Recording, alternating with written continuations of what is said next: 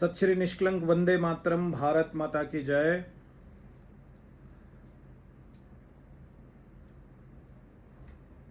आरक्षण के वर्गीकरण में आया सुप्रीम कोर्ट का निर्णय स्वागत योग्य है। वंचित वर्ग के आरक्षण का प्रावधान स्वतंत्रता से पहले से ही निर्धारित कर दिया गया था। बहुत सारे पंजाब से हमारे सद्गुरुओं ने और समाज के बहुत सारे बुद्धिजीवियों ने वो संघर्ष वंचितों के लिए लड़ा और वंचितों की उस लड़ाई को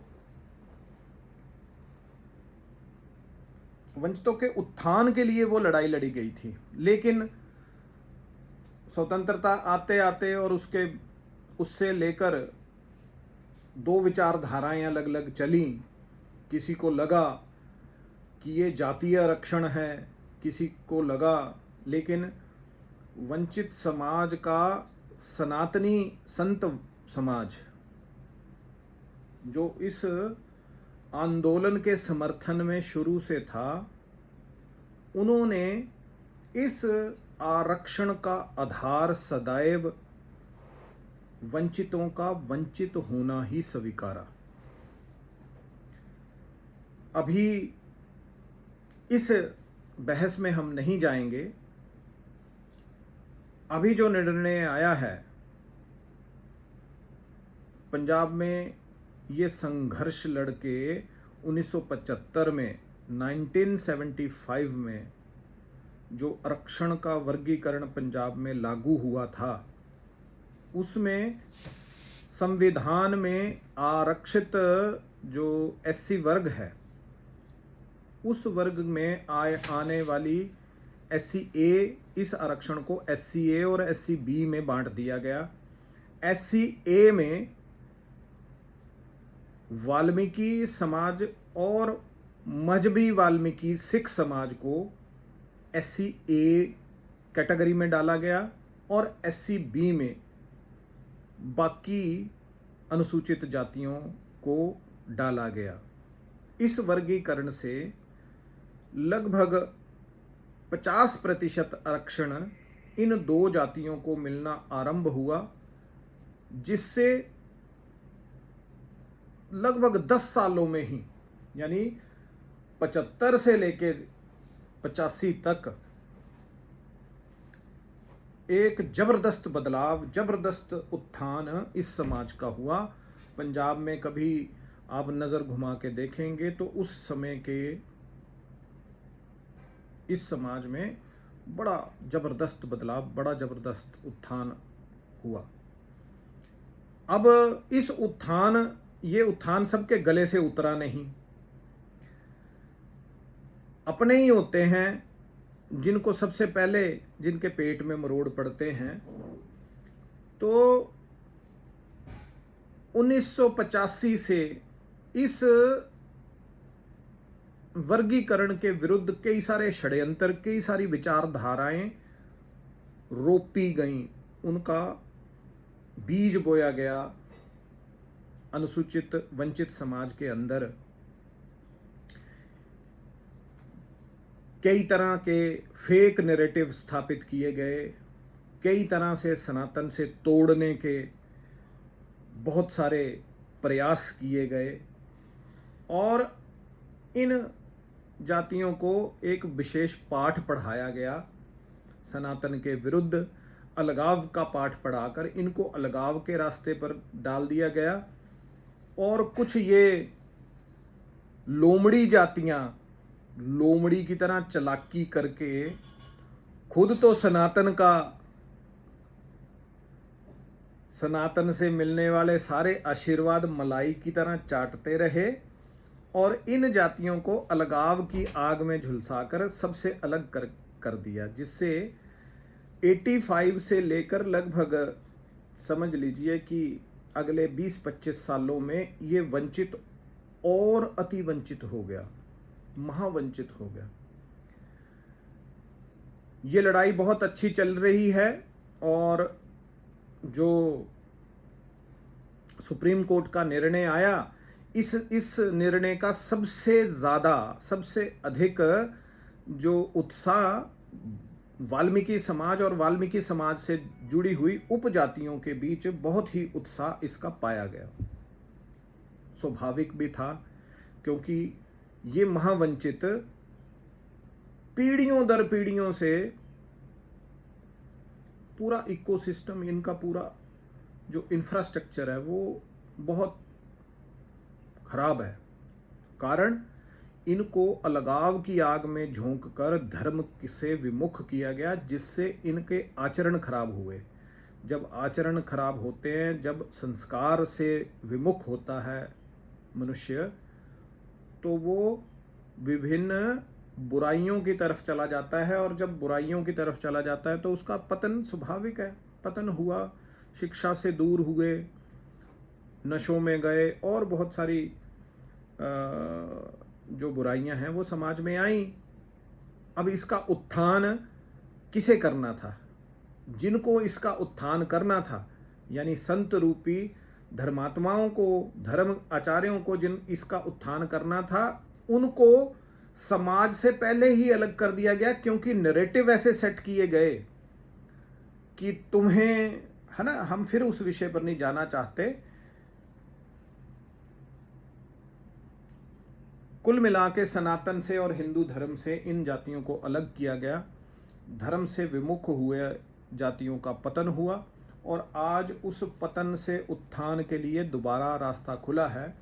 हम सारी ही चीज़ें भूलकर, हर अलगाव को भूलकर इस निर्णय का समर्थन करते हैं, और वंचित जातियों में विशेषकर वाल्मीकि जाति और वाल्मीकि सनातनी वाल्मीकि जातियों की उपजातियों को ये आह्वान करते हैं कि एकजुट होइए, संविधान में मिले अपने इस अधिकार को ग्रहण करिए, और उत्थान की इस लड़ाई में एक राष्ट्रीय स्तर का आंदोलन खड़ा करने की आवश्यकता दिख पड़ती है। आप अपने अपने गली मोहल्लों में, अपने अपने ज़िलों में, अपने अपने राज्यों तक इस आंदोलन को चला रहे हैं, बहुत अच्छी बात है। आप बधाई के पात्र हैं कि आज भी जागृति आपके अंदर, जागृति के बीज आपके अंदर हैं।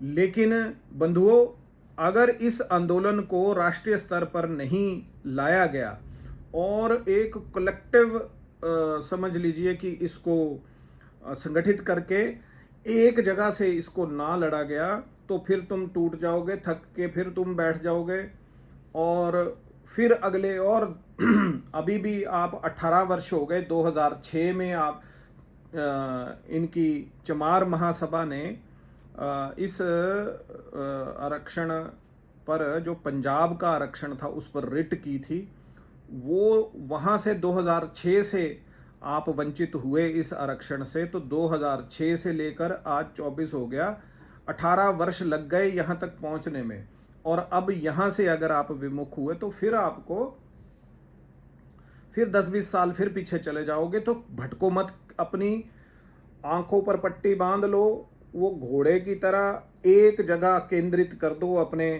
अपने पूरे ध्यान को, कि हमें सिर्फ संगठित होना है। मैं आपको सिर्फ एक फार्मूला ऐसा दे रहा हूँ, सारी चीज़ें उसके अंदर आ जाएंगी। देखो, कानूनी लोग कानूनी लड़ाई लड़ रहे हैं, बाकी लोग, राजनीतिक लोग राजनीति में आपके संरक्षण की लड़ाई लड़ रहे हैं, लेकिन आपको लड़ाई लड़नी है एकता की। भारतवर्ष में वाल्मीकि समाज और वाल्मीकि समाज से जुड़ी हुई उपजातियों की कुल संख्या लगभग 17.5 से 18 करोड़ लोगों की ये संख्या है। लेकिन जब संख्या बल जुटाने की बारी आती है, जब एकता दिखाने की बारी आती है, तो आप एक नहीं होते हैं। तो ये वो समय है, आज फिर से सत्याग्रह की आवश्यकता आन पड़ी है, और ये वो समय है जब आपको घरों से बाहर निकल के अपना संख्या बल दिखाना पड़ेगा, क्योंकि ये सरकारें संख्या बल के अधीन हैं, वोट बैंक के अधीन हैं। जहां इनको वोट बैंक अपना दिखेगा, चाहे वो किसी पार्टी की कोई सरकार हो, भाई जहां तुम्हारी संख्या दिखेगी तभी तो तुम्हारी कोई बात मानेगा। तो उस बात को मनवाने के लिए तुम्हें संगठित होके एक होकर पूरा राष्ट्रव्यापी एकता के साथ, देखिए आप चाहे किसी पार्टी से हैं, आप चाहे किसी धर्म परंपरा से हैं, आप चाहे किसी गुरु प्रणाली से हैं, आपकी पूजा पद्धति कोई भी है, अगर आपकी रगों में वाल्मीकि खून है तो एक हो जाइए, इससे ऊपर कोई बात नहीं है।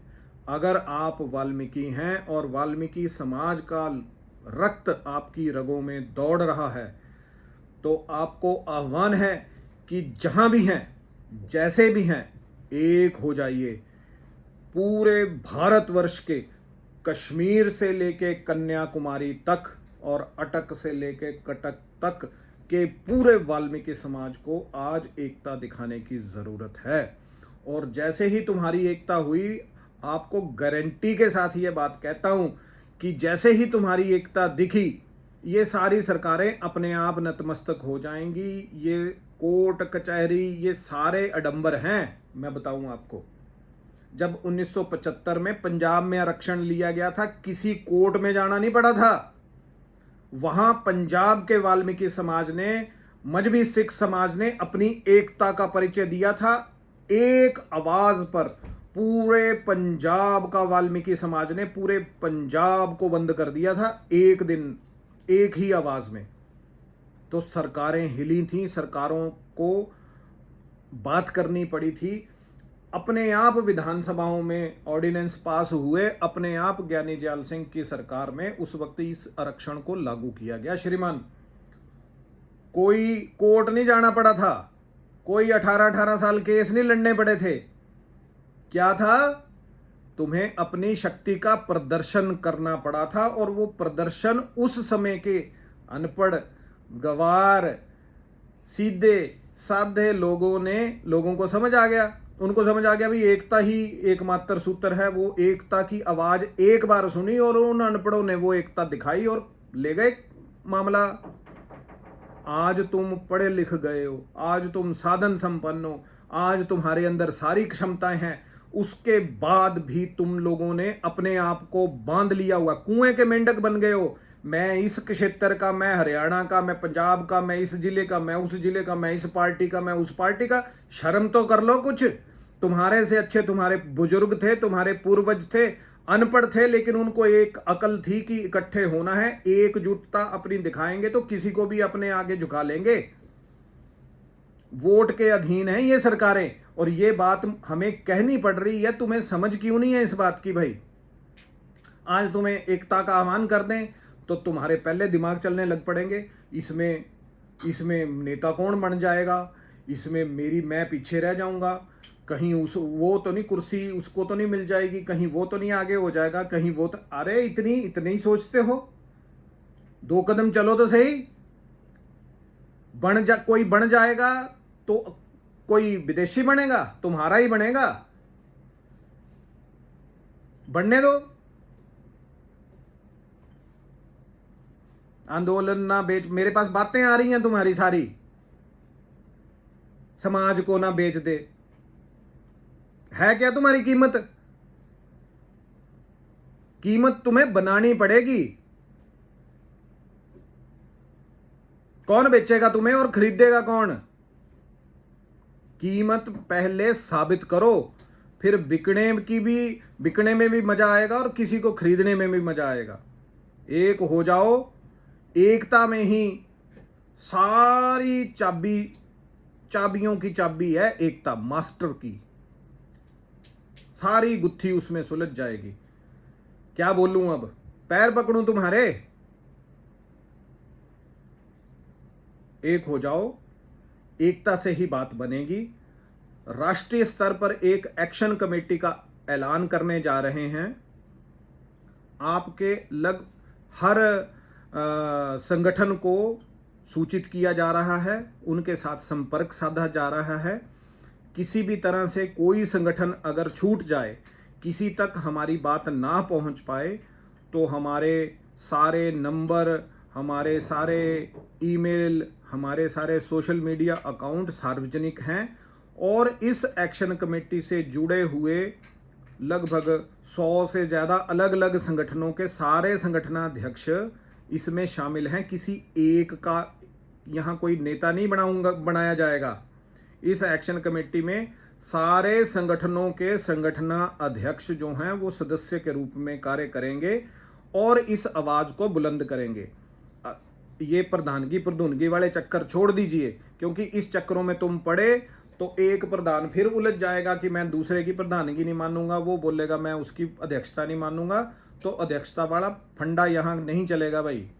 यहाँ एकजुट होकर काम करना। पहले लड़ाई को लड़ाई बना तो लो, पहले इस आंदोलन को आंदोलन बना तो लो, फिर उसके बाद बन जाना तुम पंच सरपंच जो बनना होगा। तो होए मेरे प्यारों, हे मेरे सम्राटों के सम्राटों, राजा तो तुम थे और तुम्हें दोबारा राजा बनाने के लिए हम इस लड़ाई में कूदे हैं। तो लेकिन पहले छोटी छोटी लड़ाई लड़ते हैं। ये सुप्रीम कोर्ट ने आपको एक बहाना दिया, मुझे भी बहाने जैसा ही लग रहा है ये, कि चलो और कहीं कुछ हो चाहे ना हो, पर पूरे देश में वाल्मीकि समाज की एकता होने का एक बहाना जरूर आज आपके पास ईश्वर ने भेजा है। इसको फटाफट पकड़ लो और सारी चीजें भूल जाओ। वो मेरे पक्ष का है, वो विपक्ष का है, इस पार्टी का है, उस पार्टी का, इस बात को भी भूल जाओ कि ये आह्वान हमने किया है। भाई हमें भी माफ करो तुम, हमें भी नहीं कोई मंच नहीं चाहिए, कोई मैं आह्वान ही कर रहा हूं, सरपंची नहीं मांग रहा हूं, ना सरपंची कर रहे हैं। सरपंची तुम कर लेना, पर पहले इकट्ठे होके ये आंदोलन बना लो। आप लोगों का कल्याण हो। सबको सत श्री निष्कलंक वंदे मातरम, भारत माता की जय। भगवान वाल्मीकि जी के नाम पर सारे एक हो जाओ। जिस जिसकी रगों में वाल्मीकि खून है वो सारे एक हो जाओ। धन्यवाद। जय हिंद।